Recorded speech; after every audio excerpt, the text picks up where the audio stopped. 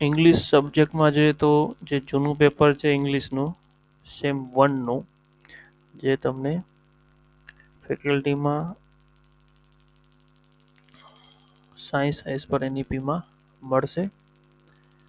Ability એન્હાન્સમેન્ટમાં ત્યાંથી English મળી જશે.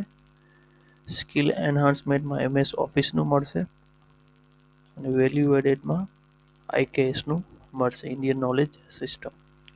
તો ઇંગ્લિશ જોઈએ તો આખું પેપર તમે કરી જ નાખજો. આમાં જોઈએ તો 5 માર્ક્સના ક્વેશ્ચન તો આ 4 જ છે, આ ઇમ્પોર્ટન્ટ છે. તો એક એસે કઈ રીતે રાઇટ કરવો 150 વર્ડમાં એની પ્રેક્ટિસ કરી લેજો ને એ પ્રેક્ટિસ કરવા માટે તમે ChatGPTનો યુઝ કરી શકો. સેમ એ જ રીતે ઇન્ડિયન નોલેજ સિસ્ટમમાં તમને પેપર આવશે.